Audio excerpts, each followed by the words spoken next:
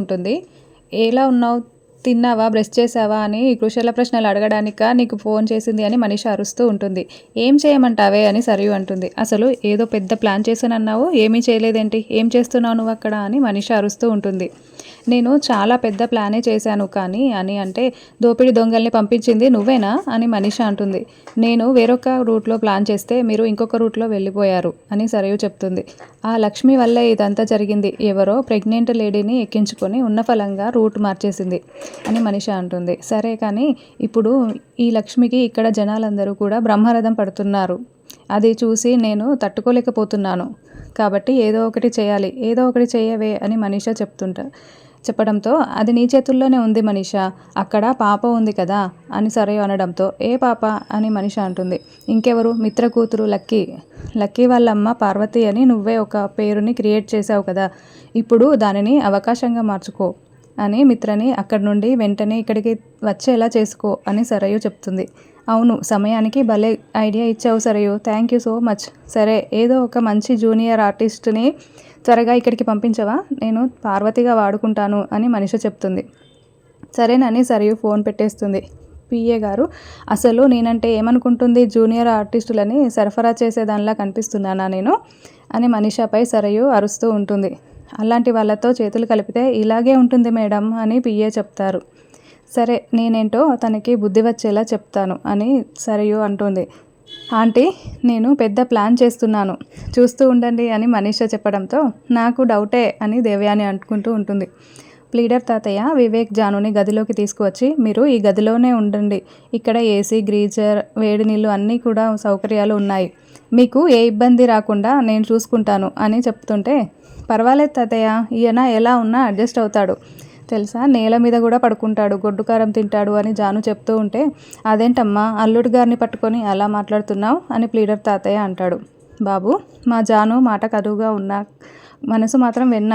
మా లక్ష్మీ జానులు ఇద్దరు కూడా చాలా చాలా మంచివాళ్ళు అని ప్లీడర్ తాతయ్య చెప్తారు.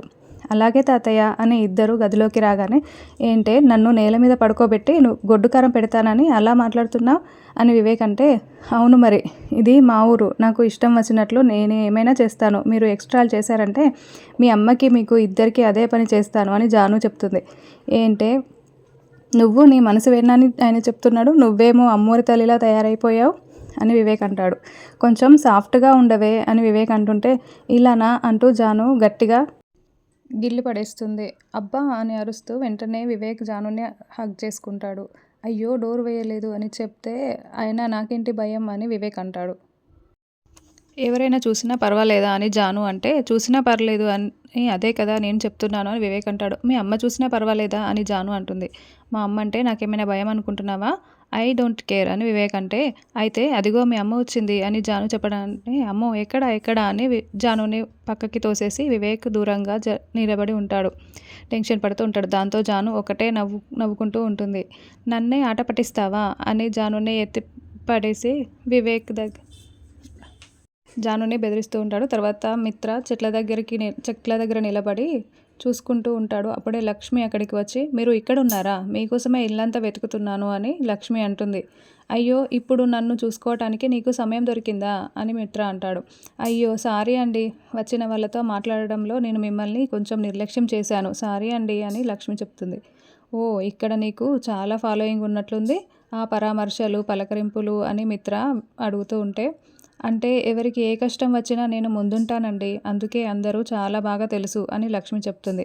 అయితే ఇక్కడ ఏ ఎలక్షన్లలో నిలబడితే నువ్వే గెలుస్తావన్నమాట అని మిత్ర అంటాడు. అయ్యో అంత లేదులేండి, రండి మీకు గది చూపిస్తాను అని లక్ష్మి అంటుంది.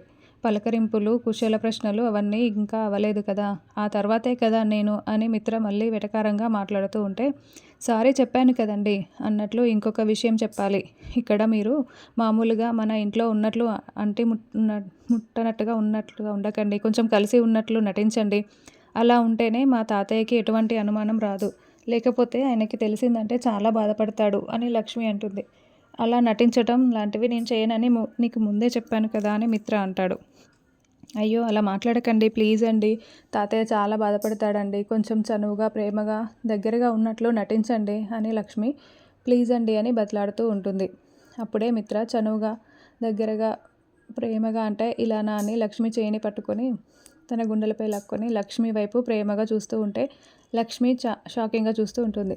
సెల్ఫీ తీసుకుందామా, ఫోన్ వైపు చూడు అని మిత్ర చెప్పడంతో అలా మిత్ర సెల్ఫీ తీస్తూ ఉంటే అప్పుడే ప్లీడర్ తాతయ్య అక్కడికి వచ్చి క్షమించండి బాబు అని అనడంతో పర్వాలేదు రండి తాతయ్య అని మిత్ర అంటాడు.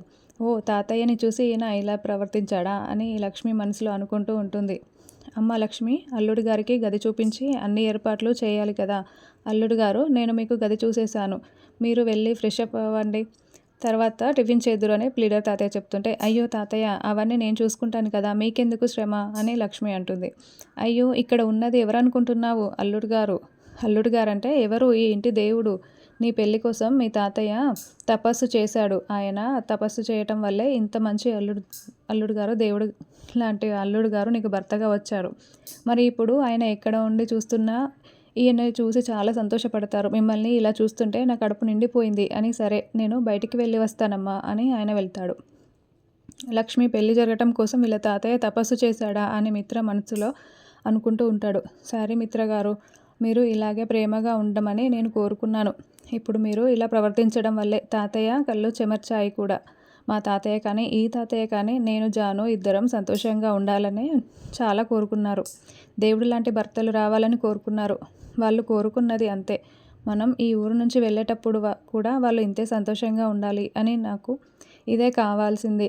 రండి మిత్ర గారు అని లక్ష్మి చెప్తుంది. తర్వాత అందరూ కూర్చొని మాట్లాడుకుంటూ ఉంటారు. అమ్మ, మేము ఊర్లో ఏమేమి ఉన్నాయమ్మా అని లక్కీ జున్ను అడుగుతూ ఉంటే చాలా ఉన్నాయి, నేను చూపిస్తాను కదా అని లక్ష్మి చెప్తుంది. అవును, ఈ పల్లెటూరు చాలా బాగుంటుంది, వెళ్ళి పంట పొలాలన్నీ చూసి రండి, నేను ఏర్పాట్లు చేస్తాను అని ప్లీడర్ తాతయ్య అంటాడు. పల్లెటూరు అంటే ఏముంటుంది, పేడకంపు తప్ప అని మనీషాదేవి అని మాట్లాడుతూ ఉంటారు. అవును, మనుషుల్లో కూడా ఇప్పుడు ప్యూరిటీ తగ్గిపోయింది, అలాగే పల్లెటూరులో కూడా ఏమీ ఉండవు, అంతా కల్మషమే అని మనీషా అంటుంది. ఎందుకు మనీషా అలా నెగిటివ్గా మాట్లాడుతున్నావు, ఇంకేమీ మాట్లాడకు అని. పల్లెటూర్లు అంటే చాలా బాగుంటాయి అని మిత్ర కూడా చెప్తాడు. అవును, పల్లెటూర్లు చాలా బాగుంటాయి, వచ్చి పొలాలు చూడండి అని జయదేవ్ కూడా చెప్తాడు. అప్పుడే ఒక పని అతను పరిగెత్తుకుంటూ వచ్చి అయ్యా వాళ్ళు మళ్ళీ వచ్చారయ్యా అని చెప్పడంతో ఒక ముగ్గురు వ్యక్తులు అక్కడికి వస్తారు.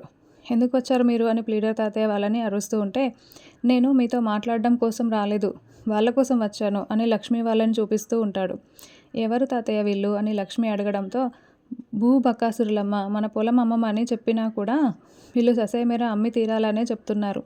ఏమయ్యా వెళ్ళండి, మేము అమ్మమని చెప్తున్నాం కదా అని తాతయ్య చెప్పడంతో మీరు కాదు ఆ మాట చెప్పాల్సింది, మీరు వర్కర్లు ఓనర్లు ఒకటే ఎలా అవుతారు, ఓనర్లు చెప్పాలి అని ఒక అతను చెప్తూ ఉంటే నేను కూడా అదే మాటే చెప్తున్నాను, మా భూమి అమ్మం కాక అమ్మము అని లక్ష్మి చెప్తుంది.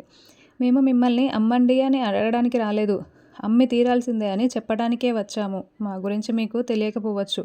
లక్ష్మీనందన్ మీ వారి మిత్రనందన్కి మాత్రం మేమంటే ఏంటో చాలా బాగా తెలుసు. మేము అనుకున్న ప్రకారం మీరు మాకు భూమి ఇవ్వలేదనుకో, ప్రాణాలు తీసైనా సరే భూమిని మా సొంతం చేసుకుంటాము అని వార్నింగ్ ఇస్తూ ఉంటారు. దాంతో వెంటనే లక్ష్మి అయ్యో కూర్చోండి, మీకే చెప్తున్నది కూర్చోండి అని మాట్లాడుతూ ఉండటంతో అందరూ ఒక్కసారిగా షాకింగ్గా చూస్తూ ఉంటారు. ప్రాణాలు తీస్తాం అనేసరికి లక్ష్మి దారిలోకి వచ్చినట్లుంది అని మనీషా దేవయానితో అంటుంది. అంతేనని దేవయాని అంటుంది. జాను వెళ్ళి అతనికి మంచినీళ్ళు తీసుకురా అని చెప్పడంతో కూర్చున్న అతనికి జాను మంచినీళ్ళు తీసుకువచ్చి ఇస్తుంది. ఇక తాగేశారు కదా, వెళ్ళండి అని లక్ష్మి చెప్తుంది. దాంతో మళ్ళీ అతను ఒక్కసారిగా షాకింగ్గా చూస్తూ ఉంటాడు. ఏంటి ఏం మాట్లాడుతున్నారు, భూమి ఇవ్వాలని చెప్పాం కదా, భూమి పేపర్స్ తీసుకురా అని అతను అరుస్తూ ఉంటే రేయ్ నోరు మూసుకొని పోరా, నీకేంటిరా భూమిని మేమిచ్చేది, భూమి అమ్మమని చెప్పిన తర్వాత నువ్వు ఇక్కడ నుండి వెళ్ళిపోవాలి, ఇంటికి వచ్చిన అతిథులకి మర్యాద చేయాలని మా తాతయ్య చెప్పాడు కాబట్టి నిన్ను కూర్చోబెట్టి మంచినీళ్ళు ఇచ్చాను. ఇక భూమి ఇవ్వము, ఏమి ఇవ్వము, ప్రాణాలు తీస్తామని బెదిరించినంత మాత్రాన భయపడిపోయి భూమి ఇస్తామని అనుకుంటున్నారా? మీకు భూమి బిజినెస్ కావచ్చు, కానీ మాకు భూమి అన్నం పెడుతుంది, వెళ్ళరా వెళ్ళు అని వేలు చూపిస్తూ వార్నింగ్ ఇస్తూ ఉంటుంది. మిత్రానందన్ మీ మిసెస్ లక్ష్మీనందన్కి నువ్వైనా చెప్పు అని అంటే ఆయన మాటైనా నా మాటైనా ఒక్కటే, మర్యాదగా ఇక్కడ నుంచి వెళ్ళిపో, లేకపోతే తోలు తీసేస్తాను జాగ్రత్త అని లక్ష్మి వార్నింగ్ ఇస్తుంది. నాతోనే పెట్టుకుంటారా, ఏం చేస్తానో చూడండి అని అతను వార్నింగ్ ఇచ్చి వెళ్తూ ఉంటాడు.